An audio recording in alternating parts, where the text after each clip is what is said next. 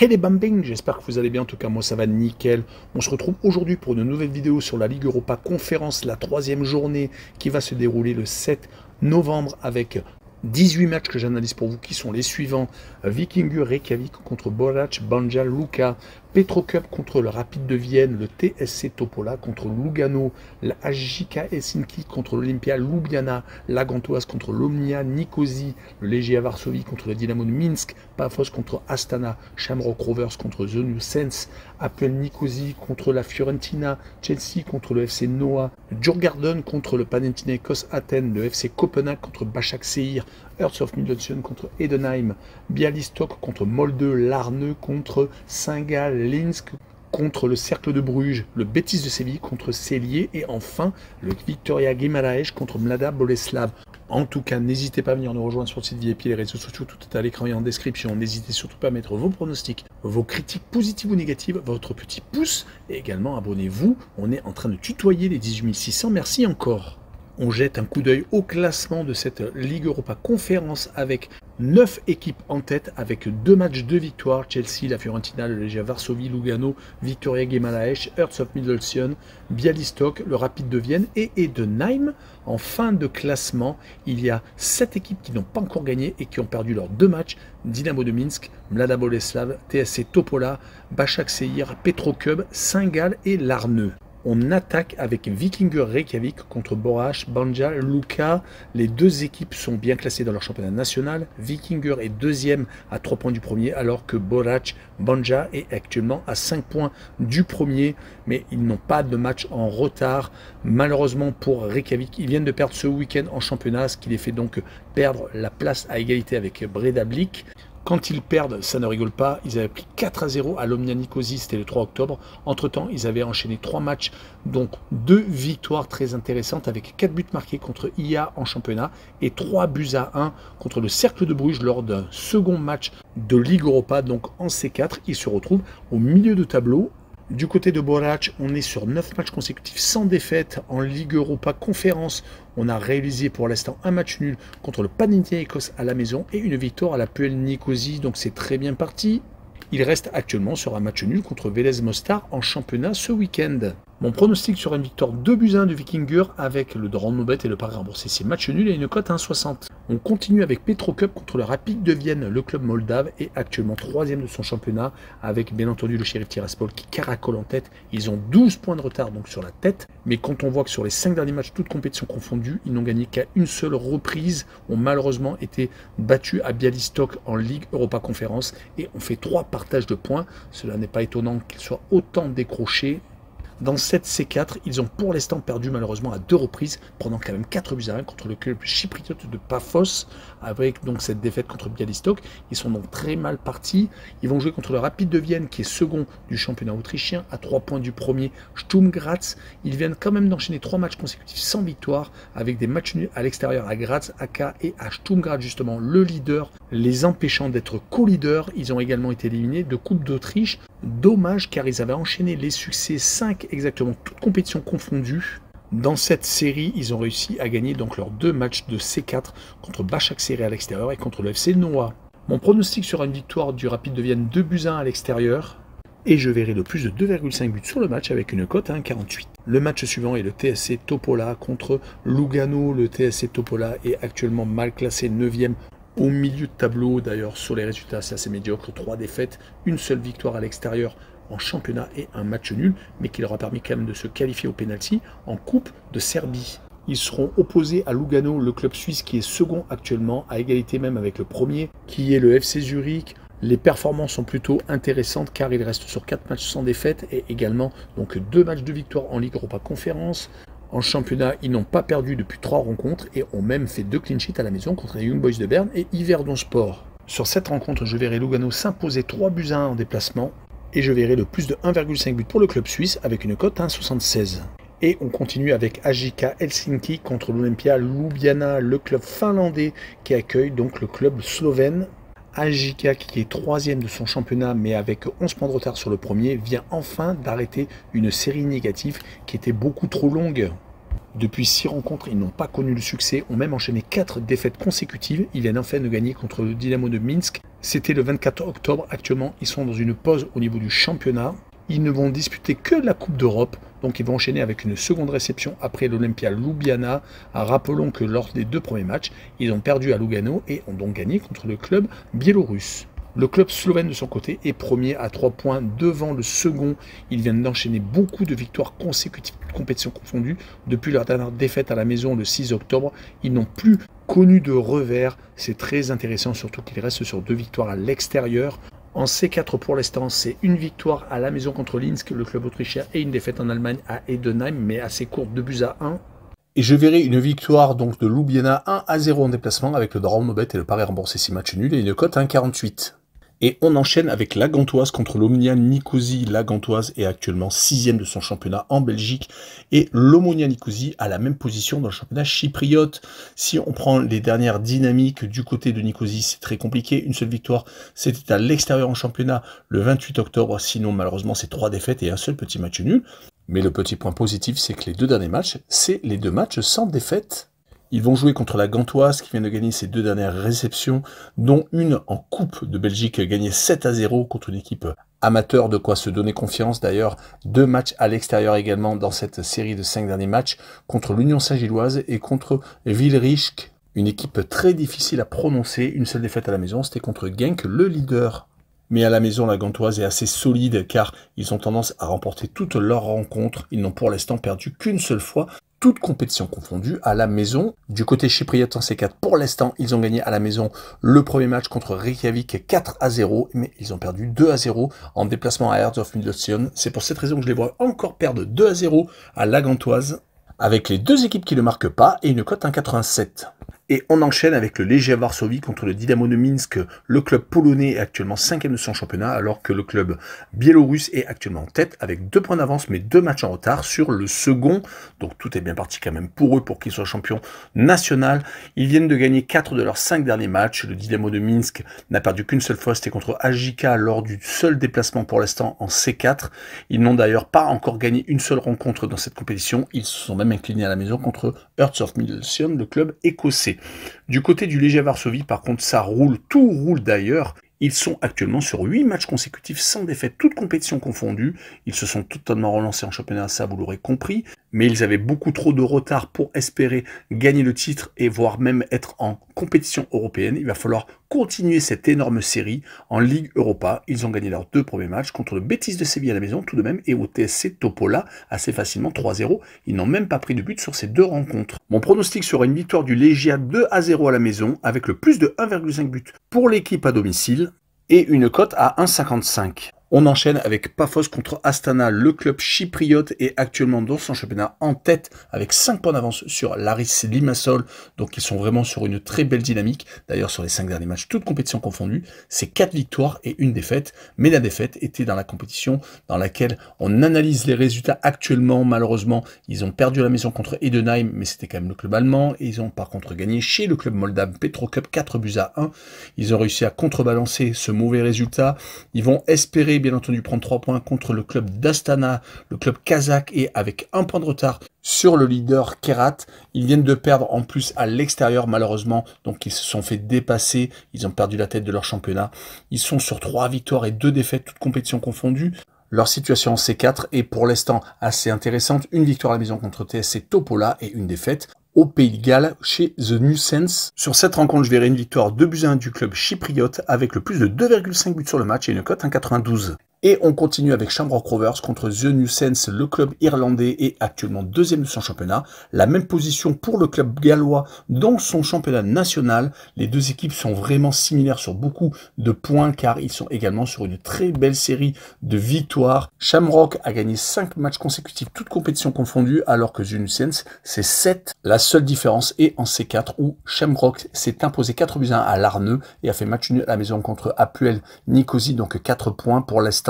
Alors que le club gallois a perdu 2-0 à la Fiorentina et s'est imposé 2-0 à la maison contre Astana. Sur cette rencontre, je verrai quand même une victoire de Shamrock à la maison 2-1 et je verrai le plus de 2 buts sur le match avec une cote 1,44. La rencontre suivante est l'Apuel Nicosie contre la Fiorentina, peut-être une rencontre très déséquilibrée car l'Apuel Nicosie est actuellement certes 4e de son championnat, donc pas trop encore décroché des premières positions. Mais sur les derniers résultats, c'est plutôt compliqué. 2 victoires, 2 défaites et un match nul. En C4, ils ont pour l'instant pris qu'un seul petit point, c'était à Shamrock Rovers, mais ont perdu à la maison contre Borac Banja. Donc le club serbe s'est imposé 1-0 chez eux. Là où le bas blesse, c'est que la Fiorentina est dans les meilleures équipes de Serie A cette année. Ils sont 4e, donc très bien positionnés. Ils restent sur une grosse série de victoires consécutives, 7 exactement, toutes compétitions confondues. Ils ont gagné d'ailleurs leurs 2 premiers matchs contre The New Saints à la maison 2-0 et 4-2 en Suisse à Saint-Gall. Rappelons qu'ils avaient failli passer à la trappe contre Puskás, le club hongrois, au match d'avant, au barrage. Ils avaient réussi à s'imposer au pénalty. Ils restent actuellement en championnat sur 6 victoires et 1 match nul, assez exceptionnel, surtout qu'ils ont réussi à battre des équipes comme le Milan et l'AS Rome à la maison. Donc je verrai une victoire de la Fiorentina à l'extérieur 2-0, avec les 2 équipes qui ne marquent pas, une cote 1,87. Et on poursuit par une rencontre pour moi également très déséquilibrée, Chelsea contre le FC Noah. Le club arménien est 4e de son championnat, donc décroché malheureusement pour le titre. Ils ont certes réussi une série assez intéressante de 4 victoires et de 1 défaite, toutes compétitions confondues, mais la défaite était en Ligue Europa Conférence contre le Rapid de Vienne en Autriche, seulement 1-0. Le point positif quand même, c'est qu'ils ont réussi à s'imposer lors de la première journée contre Mlada Boleslav. Mais contre Chelsea, ça va être une autre paire de manches. Les Blues sont actuellement 4e de Première Ligue. Ils viennent certes de faire 2 matchs consécutifs sans victoire, une élimination League Cup contre Newcastle et un match nul à Manchester United. Mais ils étaient vraiment sur de très belles séries, surtout à la maison où ils marquaient énormément de buts. 2 contre Newcastle déjà en championnat le 27 octobre. Ils avaient également gagné 4 buts contre la Gantoise, 4 buts contre Brighton, 5 buts contre Borough, une équipe de division inférieure en League Cup. Leur seule défaite à la maison était contre Manchester City, mais c'était lors de la première journée de championnat où ils n'avaient pas encore pris la mesure de leur potentiel. Sur cette rencontre, je verrai une victoire 3-1 de Chelsea, avec le plus de 3,5 buts sur le match et une cote 1,68. Et on continue avec Djurgården contre le Panathinaikos Athènes. Le club suédois est 4e de son championnat, mais les résultats ne sont pas au rendez-vous. 3 défaites sur les 4 derniers matchs, toutes compétitions confondues. Ils se sont inclinés à la maison contre le Victoria Guimarães. En C4, ont accroché par contre un match nul à Minsk lors de l'ouverture de cette compétition. Ils n'ont qu'un petit point pour l'instant. Et en championnat, comme je vous l'ai dit, 2 défaites sur les 3 derniers matchs. C'est pour cette raison qu'ils sont maintenant décrochés des premières positions. Ils sont sortis du trio de tête. Et quand on regarde les résultats à la maison, c'est plutôt contrasté avec 2 victoires seulement, mais beaucoup de matchs nuls et une petite défaite donc contre les Portugais. Du côté du Panathinaikos, ils sont 6e en championnat grec. Ce n'est pas extraordinaire non plus. Et c'est les mêmes résultats également sur les 5 derniers matchs, toutes compétitions confondues, que le club suédois. 2 victoires, mais toutes à l'extérieur, à Héraklion et à Volos. Ils ont fait 2 partages de points à la maison également contre l'Olympiakos et contre l'Aris Salonique, et ils n'ont perdu qu'une seule fois, mais c'était contre Chelsea, en C4 déjà. D'ailleurs, dans cette compétition, ils ont fait match nul à l'extérieur contre Borac Banja. Ils ont donc le même nombre de points que leur adversaire du soir. Sur cette rencontre, je verrai une victoire du Panathinaikos 1-0 en déplacement, avec le droit au no-bet et le pari remboursé si match nul et une cote à 1,59. Le match suivant est Copenhague contre Başakşehir. Le club danois est actuellement 3e sur le podium de son championnat national. Ils ont sur les derniers matchs fait des résultats plutôt intéressants, même s'ils n'ont pas gagné toutes leurs rencontres, 2 victoires seulement, mais 3 matchs nuls, dont un en Espagne qui rattrape la défaite à la maison, un peu surprenant contre le club polonais de Białystok, 2-1. Ce revers est d'ailleurs le seul sur les 10 derniers matchs, toutes compétitions confondues. Un peu embêtant pour une équipe qui avait tendance à plutôt participer à la Champions League ces dernières saisons. Ils vont jouer contre le club turc de Başakşehir qui est 8e, qui est actuellement sur une très mauvaise passe. Ils n'ont plus gagné depuis 7 rencontres. Ils sont actuellement sur 4 défaites et 2 matchs nuls. Et quand on voit qu'ils sont capables de prendre 5 buts à Cellier et malheureusement également de perdre contre le Rapid de Vienne à la maison, je vois Copenhague s'imposer 2-1 avec le plus de 2,5 buts sur le match et une cote à 1,79. On continue avec Hearts of Midlothian contre Heidenheim. Le club écossais est 11e sur 12. C'est catastrophique pour cette équipe qui avait tendance à quand même être assez bonne ces dernières années. Ils sont quand même beaucoup mieux depuis leur victoire au Dynamo de Minsk en Ligue Europa Conférence. D'ailleurs, c'est cette victoire qui les a relancés tout court. Car depuis, ils n'ont perdu qu'une seule fois, c'était à la maison contre Kilmarnock, une équipe qui est 8e en plus, mais ils ont réussi à accrocher Bernian, à gagner Saint-Mirren et gagner St. Johnson en championnat. Mais ce qui est encore plus positif, c'est qu'ils ont gagné leur deuxième rencontre de C4 contre l'Omnia Nicosie, donc ils se retrouvent dans les équipes de tête de cette compétition. Mais ils vont jouer contre l'équipe d'Edenheim, qui est 12e du championnat de Bundesliga, qui est sur une victoire sur les 5 derniers matchs, toutes compétitions confondues, qui vient de sortir de 2 défaites consécutives en Coupe d'Allemagne contre le Hertha Berlin, une équipe de Bundesliga 2, et contre un des promus cette saison dans l'élite allemande. Oubliez leur début de saison canon, ils ont enchaîné donc 3 défaites sur les 4 derniers déplacements. Heureusement qu'en Ligue Europa Conférence, ils se sont imposés contre les 2 adversaires qu'ils ont joués, Ljubljana et Pafos. Donc sur cette rencontre, je verrai quand même Edenheim s'imposer 2-1 sur la lancée des résultats dans cette compétition. Et je verrai le droit au no-bet et le pari remboursé si match nul avec une cote à 1,43. La rencontre suivante est Bialystok, le club polonais contre Molde, le club norvégien.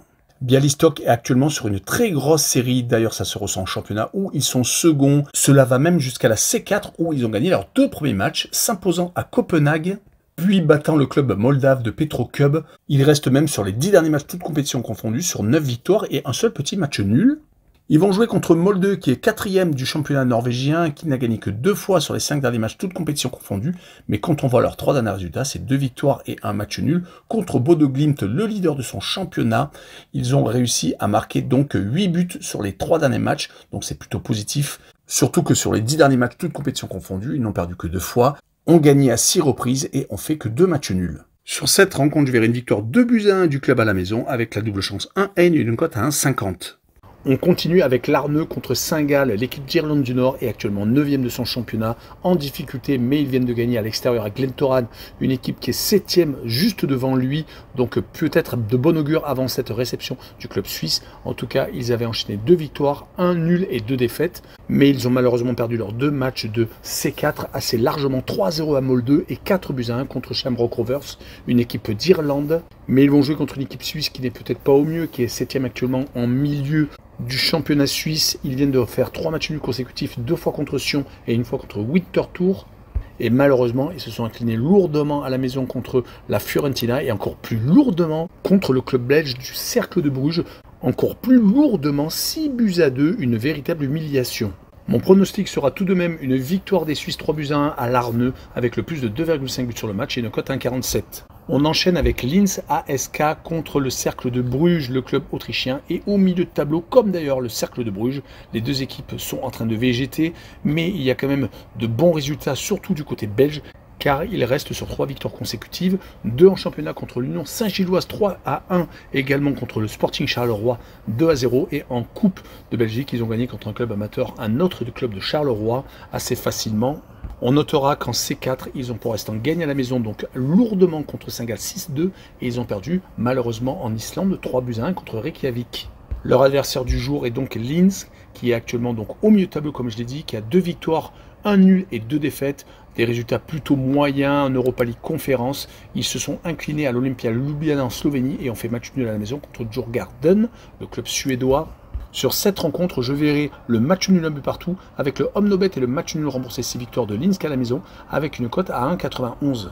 On passe à l'avant-dernière rencontre, le Betis de Séville contre Celje. Le club slovène est actuellement 4e, donc bien placé pour peut-être attraper une Coupe d'Europe la saison prochaine. Ils viennent tout de même de perdre à la maison contre l'Olympia Ljubljana, justement leader de son championnat. Mais malheureusement, c'est déjà la 2e défaite consécutive.